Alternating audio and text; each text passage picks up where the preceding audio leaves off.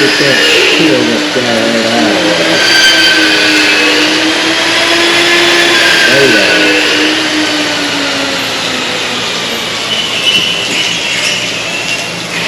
Alright, never had any luck with using an easy out to get a bolt out like that, but we were able to turn it with a trick. I didn't want to put any heat on this shear bar at all. I just worried that it might damage the hardness on the other side. So we're lucky to be able to get this out. Now we're just going to take the wire wheel, have them guys do it. We'll clean the back side or the bottom side of the shear bar up. And we'll put a little bit of silicone down and we'll put that back into place with a new bolt, of course. Here is the broken guy right here. So we'll go ahead and have these guys clean this up. Alright, we're starting to put these knives on. We've got the shear bar flipped and on there. And we've got the hay knife on the right here, and we have the corn knife on the left. And if you look at this corn knife, it's got a little more of a steeper cut to it.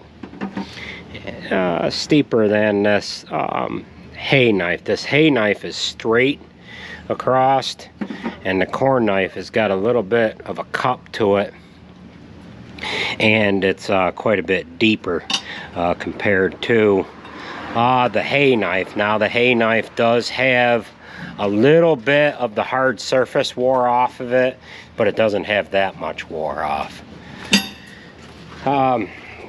Me and Garrett are working on getting the knives on, and Jason and Sarge are swapping the spout.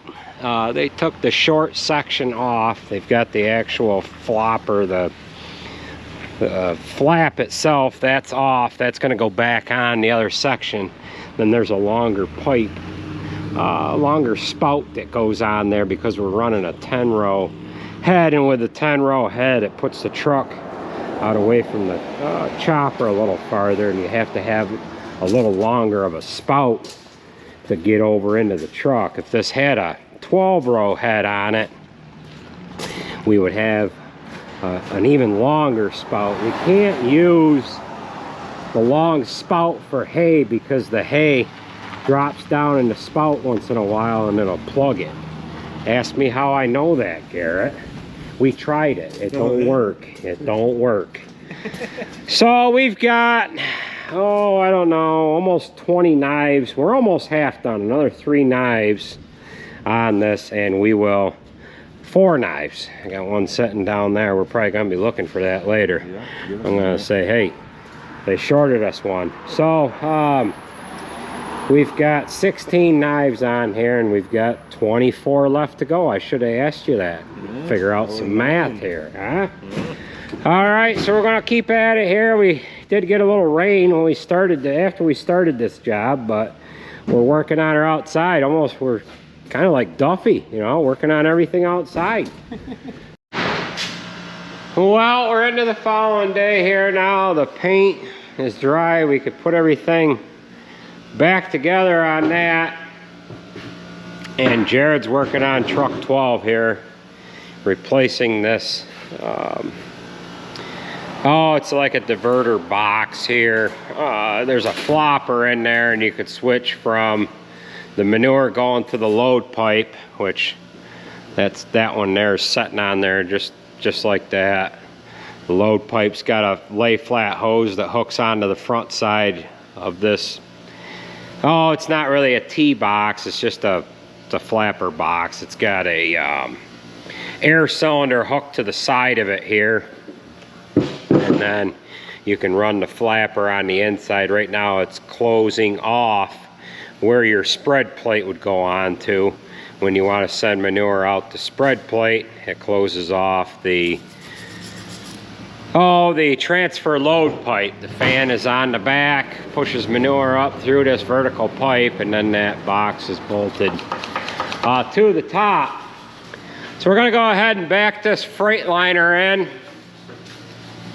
get the rail system pinned into place on the tail hinge. We'll weld the the upper mounts of the hoist to the angle iron frame. So these upper mounts will get welded to this angle iron frame, and then we can put the box on. Well, we basically have it setting into place. Now I just got to line up my pins for the tail hinge, get them in there, and then drop it down the rest of the way onto the hoist. Raise the hoist up to the actual angle iron rails, and then weld this top mount here to this rail.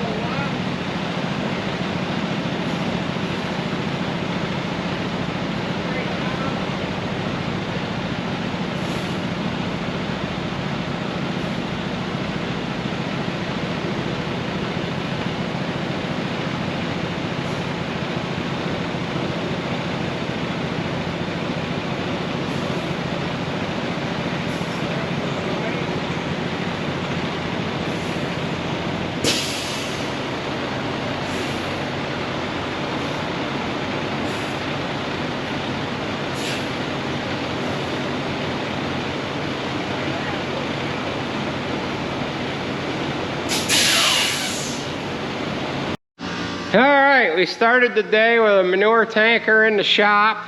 Actually, it was truck 12. And we're going to end the day with a different manure tanker in the shop.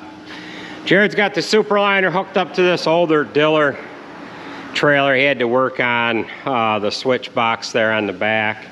Now he's putting a PTO on this truck, and he's going to put a better pump on there. Actually, he's going to put the same pump on this truck that we have on the Freightliners. He's also got a commercial number 35 valve assembly here that he's going to put on there. This had just a regular dump pump. Well, there it is right there on the floor. And it just didn't have the actual hydraulic flow that he wanted. So I didn't end up getting to the chopper. I had some work that I wanted to do with that. I got the pipe on there for corn. I've got 10 knives to put back, to put in it yet. I got to get the KP in there. We've got to do a few other things to it, just the blower paddles, stuff like that, and then that's going to be ready to go. However, we did get the Freightliner done. So we've got this completely ready to go. We started off the morning here putting a slide rail system on there, and we had some interruptions, and I didn't get back on this till later on this afternoon. Now this box here is the same length as the box that's on the truck that Alex drives. However, this one's only 6 foot tall. The other one is 7 foot tall. This box here, I can't remember what truck it originated on. I think I built it for truck 6. This is a 2010. I built this box in 2010, and I believe I had it on truck 6, which is a 2000 International Paystar 5000, I believe it is. Yeah, Paystar 5000. So this one here has the hydraulic locks on there. We've got that plugged into the hose bank there on the right. We've got our lights plugged into that trailer plug there as well. And we're actually gonna raise the box up. We'll show you the dump angle that this one has. It's the same as the other one. Now this box here has like a 34-inch overhang. I more or less set these up for 24-foot boxes. That's probably the box that we're gonna end up putting on there. However, the 25-foot boxes work just as well. We'd have just a little bit more of an overhang. So Sarah's gonna go ahead and raise up the hoist here. So get in there, raise up the hoist, then we'll run it up the road here before it gets dark. Sun's starting to go down a little quicker here now that we're getting closer and closer to fall.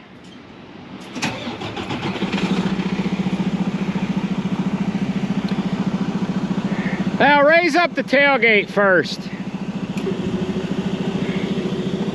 We have the flow control valves on there dialed right down so the gate goes up nice and smoothly, and it doesn't end up going up so fast that it wants to blow the gate right off the box.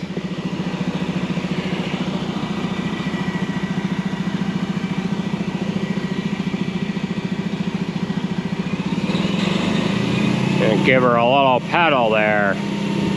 There's a little bit of crap in the back of that box. I wouldn't be surprised if we have some dump out on the ground there.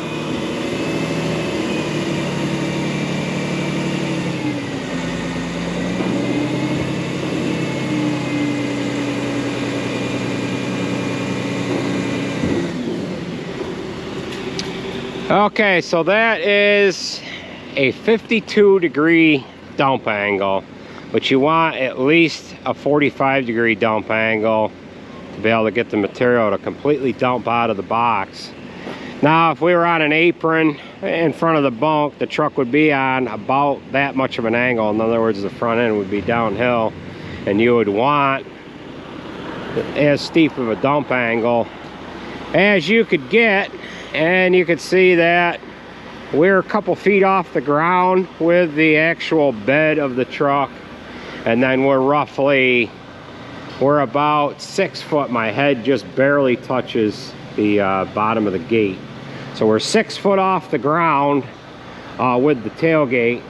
We run a 42-inch swing on the gate. Now, in other words, from the hinge point of the gate to the back of the gate, we're at 42 inches, and that gets the bottom of the gate up off of the feed. That'll drag on the feed a little bit, not much. You don't want it dragging on there too much, or else it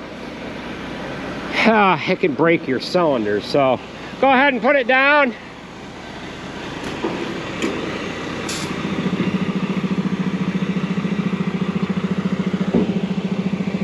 Those are a very nice hoist. That is a Harsh 125. That's the biggest scissor lift that you can put on a truck.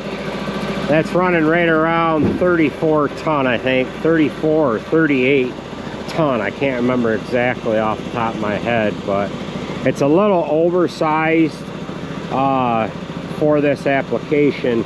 But if you get dry corn in that box and you end up putting too much on, you're not going to have any trouble lifting it. So I think we got to speed up the gate a little bit on the downside, but that's quite all right. So we'll go ahead and jump in the truck with Sarah, go for a little ride up the road, and we'll see how it handles. All right, it's going to be our maiden voyage here. So on the other truck, got a lot of flies in here.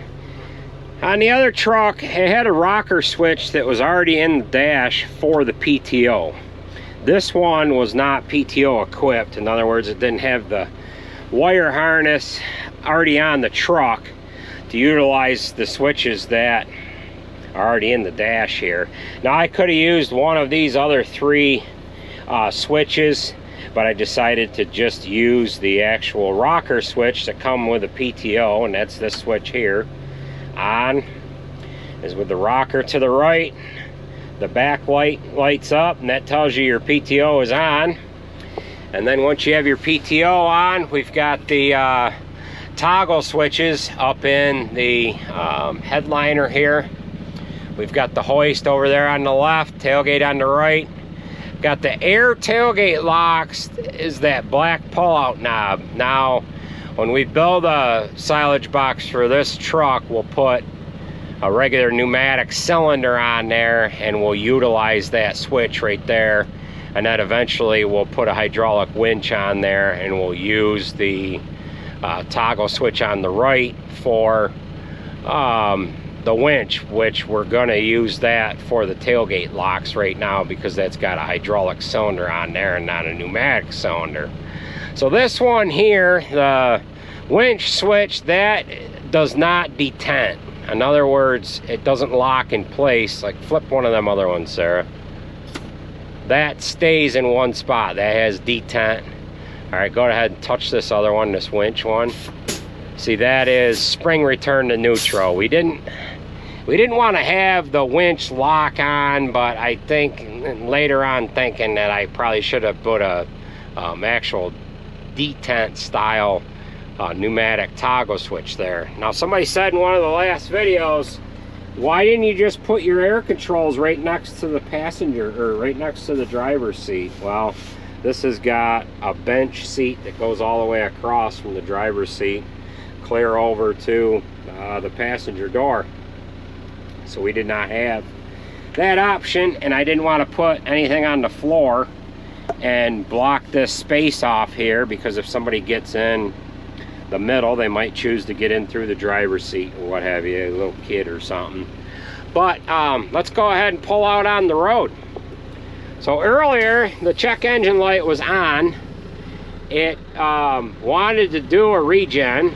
I tried to do a regen, and it only got about 3 minutes into a regen. The red stop engine light came on, and it wanted me to shut the truck off.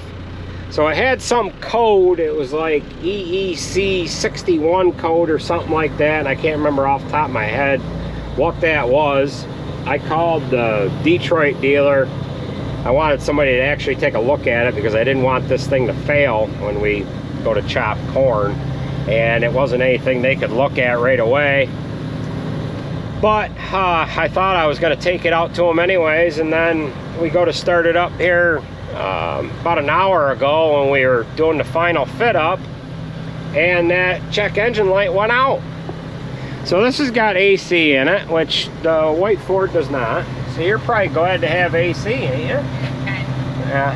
Sarah wants to know how she can lower this seat. She wants to put it sitting on the floor. So she likes that Ford because the air seat doesn't work in it, and she likes to put it right down on the floor. So this one does have tilt wheel and everything, and if you jack the seat right up, it actually feels like you're driving a school bus. Yeah. Right? Yeah. All right, we're just going to take this for a ride around the block. It handles just like the other one. Is this mirror adjusted correctly for you? It doesn't seem like it's right. No, it's awful. We got power windows.